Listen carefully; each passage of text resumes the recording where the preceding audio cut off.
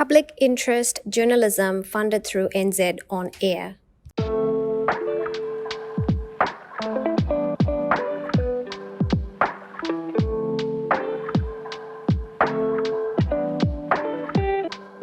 Bula, namaste. Welcome to our podcast, Mental Health in the Ethnic Communities, brought to you by APNA Network NZ. And today with us, we have Dr. Api from Cavendish Doctors. Dr. Api, thank you so much for talking with us today. You're very welcome. It's a pleasure to be here. Do you want to introduce yourself to our audience? I'm sure they know you already.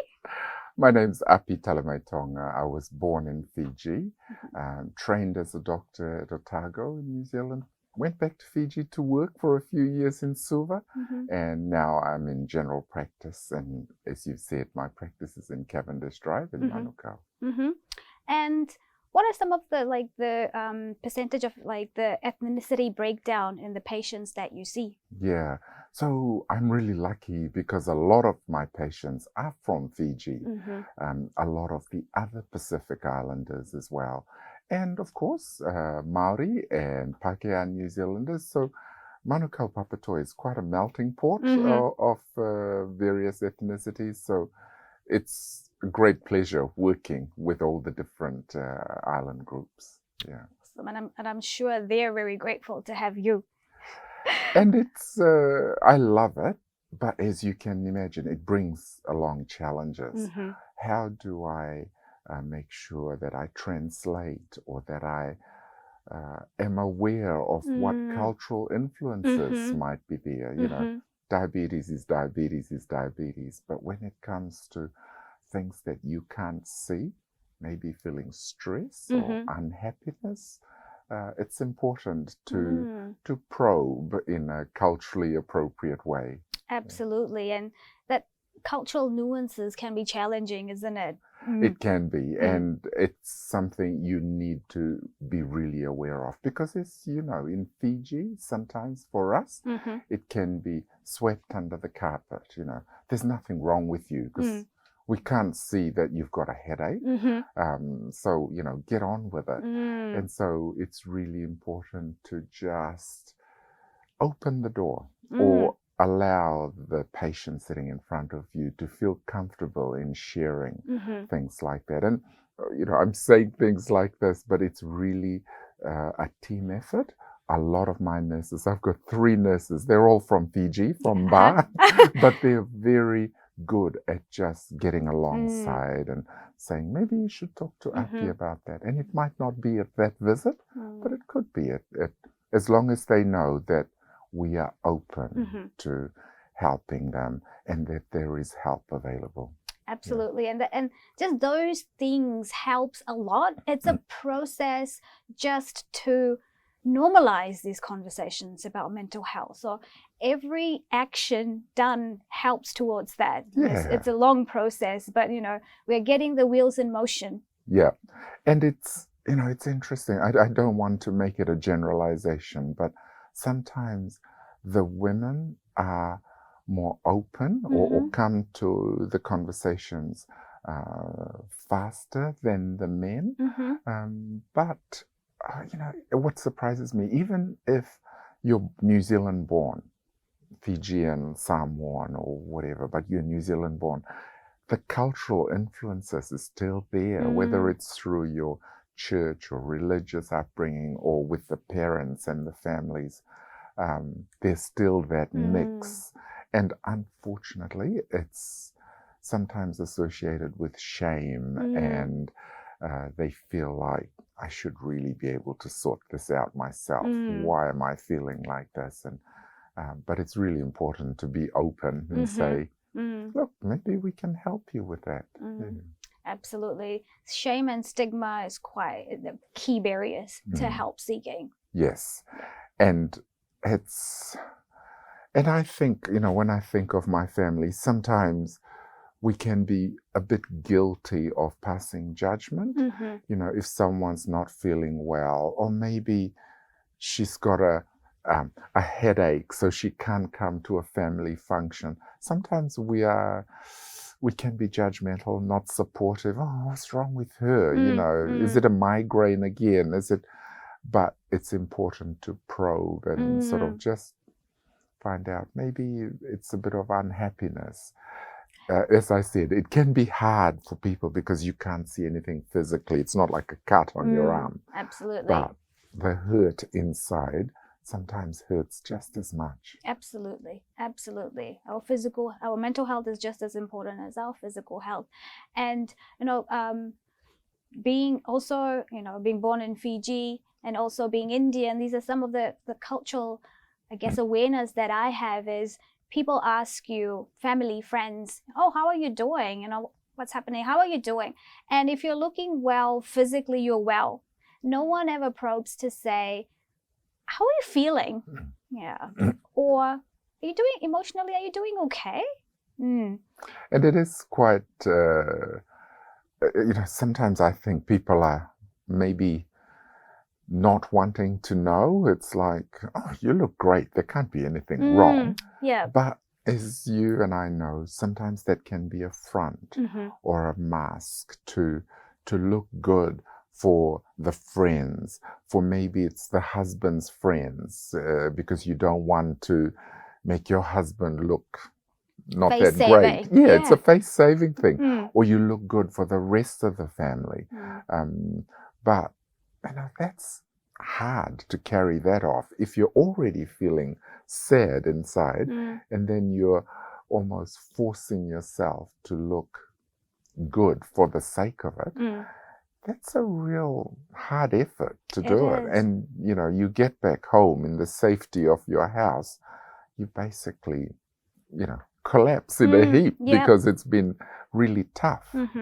And I think for our listeners, this is another time, Christmas time, where there are celebratory events that can really amplify the sadness.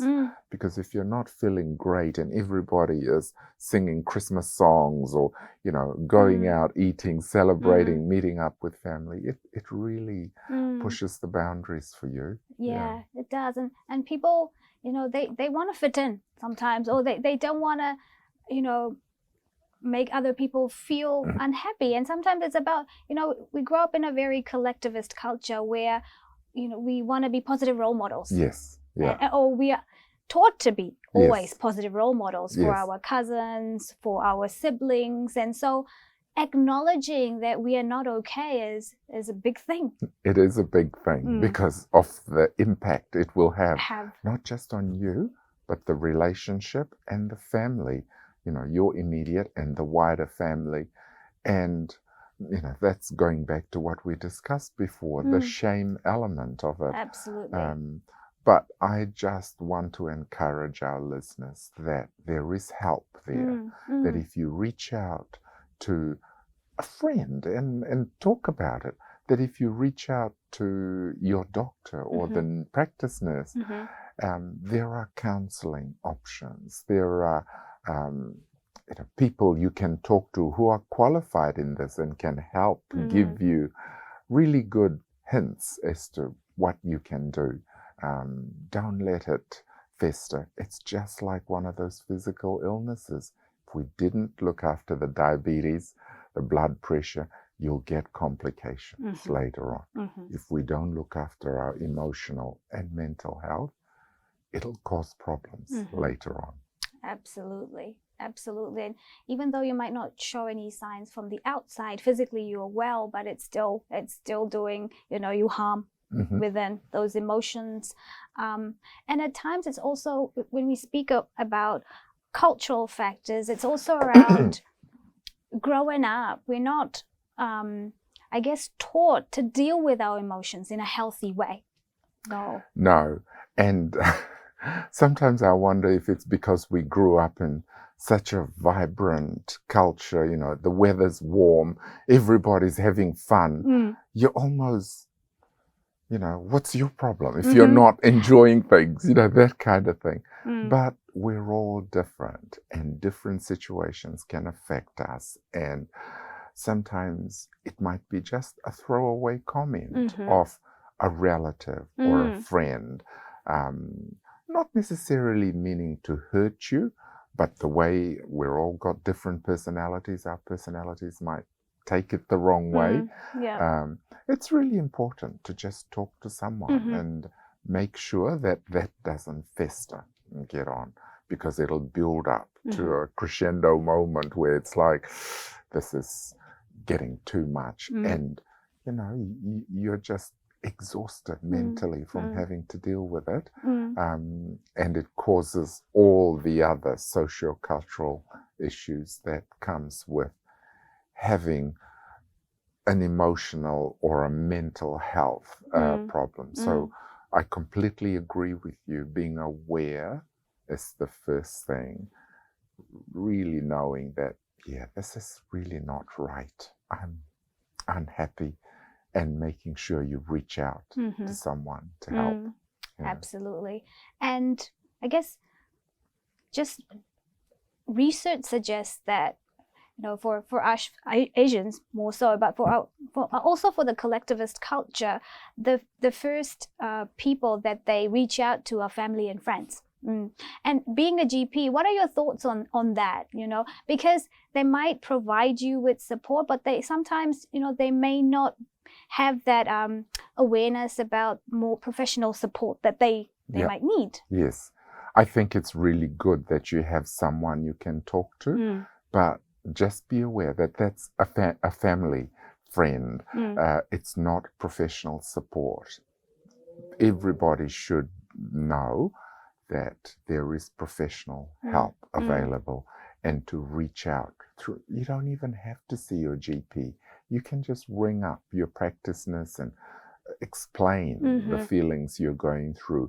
They might be able to just take you through a few simple scoring tests, and then say, you really need to come and see our doctor, or you really need to go and see a counselor professionally that can help you with this. But I don't diss the idea of having a friend there that you can share things with. You know, they might have also gone through a similar issue and can just direct you in the right way. And absolutely, that, you know, friends and family, they're very important to, you know, to have like that listening ear, you know, just to listen, so that the person is not bottling things up. Yeah. But at times, it's also important to acknowledge that they may not have the resources to fully support the person. You know, Yes. Being there is huge. Being there for the person is huge. But at times, it is important to reach out to professional organizations and professional help. Yes. I think that's the really important bit, that yes, you might get that emotional support and backup from a good friend or a sister-in-law or a brother-in-law, but to get professional help, reach out. Don't stop there. Get professional help. And it's not like you have to have treatment forever. It's learning from a professional, simple things, simple ways, things you can do to kind of help you cope with these situations. Because I don't want to mean this in a negative way, but just dealing with it right there and then doesn't mean it's the end of it. You're going to be constantly, you know, dealing with it for the rest of your life. So having good skills, having a good toolbox of things you can do will really help you through life. Absolutely. So recognizing those emotions, and then working with the professional and also your family members about finding practical strategies and tools that will help you cope with those negative emotions in a healthy way. And it's really important in our, you know, collectivist society, as you said. A lot of us are from very family-orientated backgrounds. Absolutely. I always think it's really important that you spend the time in looking after yourself, because you want to be a vibrant and productive person within your friends and family group. But you're not able to do that if you are not feeling that great. Absolutely. So looking after yourself, reaching out to someone, knowing how to deal with the hurt, the emotional hurt, Mm-hmm. the mental hurt that is in there makes you a much more productive member of your society. Absolutely, because you need to work on you, then you can be there for other people, in a more productive way, like you say. Yeah. Yes. So it's not, it's good. It's not selfishness. It's good to focus on you. Yes. So you are good. Yeah. And then you can help others. Exactly. Mm. It's looking after yourself so you're productive for the rest of the family, for the friends, Mm-hmm. and who knows, someone might come alongside you when you're, having some downtime and say, hey, I'm just not feeling well. Mm. You can then be in turn helpful in providing advice as to where people can seek help. Absolutely. Thank you so much, Dr. Api, for joining us. Before you go, we have one last question for you. What are some of the, helpful tips that you would like to share with our audience today about what they can do to, improve their well-being or, have good well-being in general? Yes. So it's really important. I always think of the body as the machinery that runs us. So we all have cars. We all have, sort of work with computers and things. We have to look after them. We have to maintain them. So the body needs maintenance. You need to eat well, drink lots of water. You need to make sure you rest well.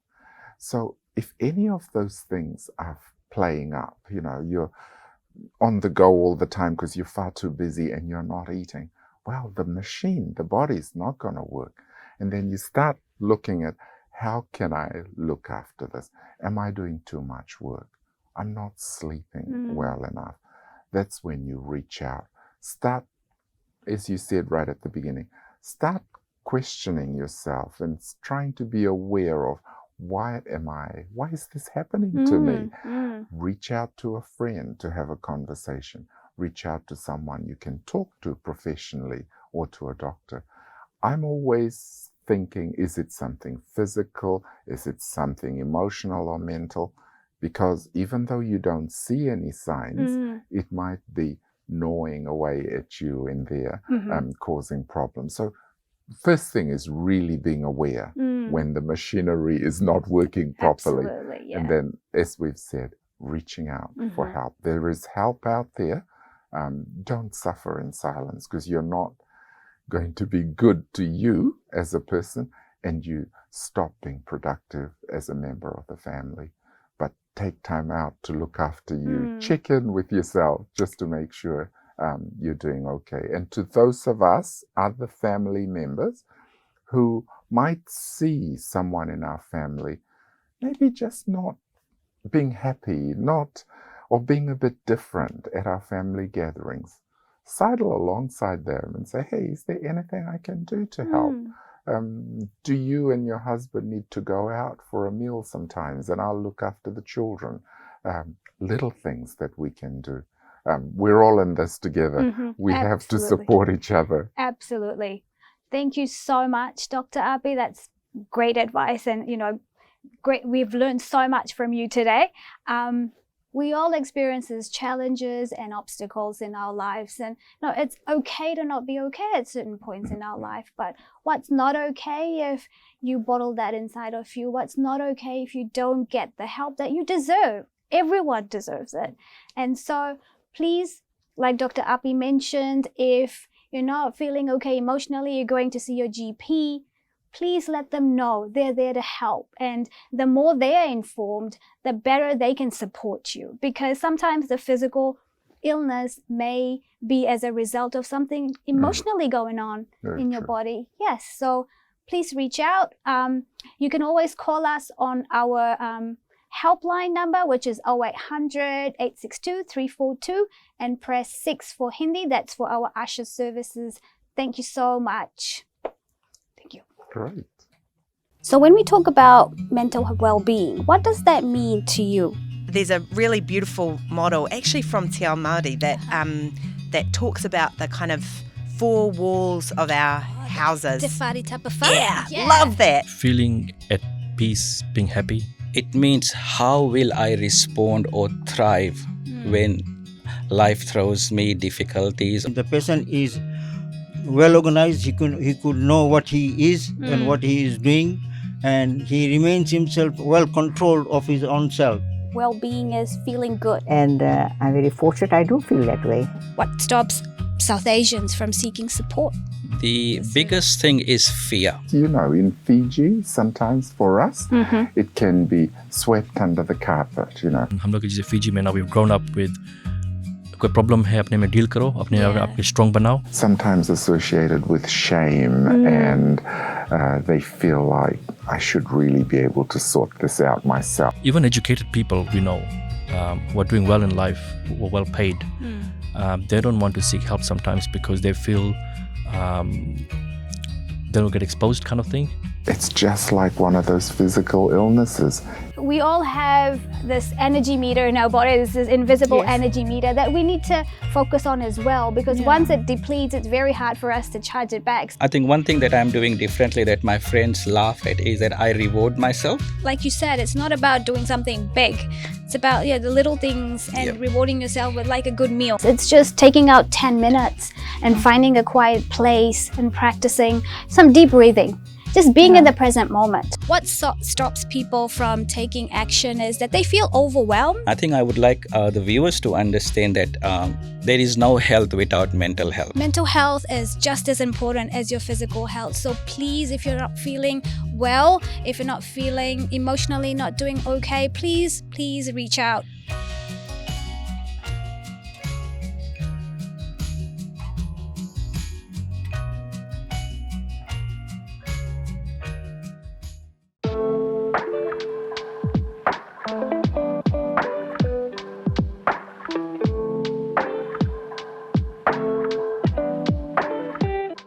Public interest journalism funded through NZ On Air.